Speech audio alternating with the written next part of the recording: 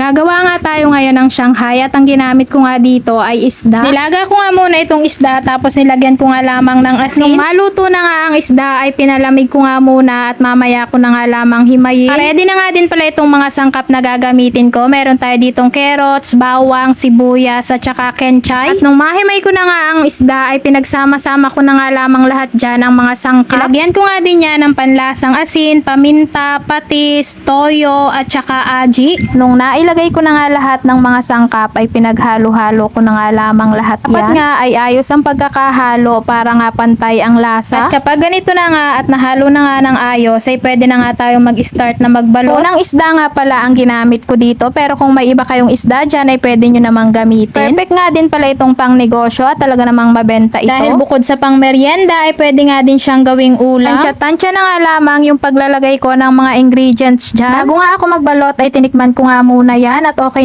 naman yung lasa. Tinikman ko nga siya kasi luto naman na yung isda. Pag mabalot nga ay hindi nga ako masyadong sanay kaya naman inabot nga ako ng ilang oras. Kung gagawin mo nga itong pang negosyo ay kailangang liitan mo nga ang balot nito para naman mayroon tayong kitain. Malay na nga ang balikat mo dito sa pagbabalot tapos kapag ibinenta mo pa nga ay tatawaran pa nga ng iba. Kaya nga dun sa mga natawad ay wag na nga kayong tumawad. Hala. First time ko nga gumawa ng Shanghai na gamit ay isda. Kalimitan kasing ginagamit ko ay karning baboy. Kaya nga pala ako gumawa nito ay para nga may pang merienda kami ni Ilay. Tapos kapag nga wala kaming ulam ay pwede nga namin ding utay-utayin ito. Nga karami yung unang nagawa ko at ngayon naman ay ililipat na nga natin dyan sa lagayan. Ang ganda nga pala ng lagayan na yan na nabili ko nga sa aking TikTok shop. Di pa nga ako tapos magbalot at may natira pa nga sa bowl. Maya-maya ko na nga lamang yun itutuloy at magpapahinga nga muna itong aking kamay at ngalay na nga sa pagbabalot. Hindi nga pantay-pantay ang gawa ko dyan kasi mayroong malalaki at mayroon ngang maliliit. Sarili lang naman yan kaya ayos nga lamang yung ganyang balot. Pero kung pangbenta nga ay kailangan talaga ay pantay-pantay tapos maliliit nga lamang yung balot. Ito na nga yung huli kong nagawa at marami-rami nga din ito. Tapos kung ang mabalot lahat ay nagprito naman nga ako para nga matikman na nga namin. At ito na nga, ready to eat na. O ay siya, hanggang dito na lang yung vlog ko. Thank you for watching. God bless you all.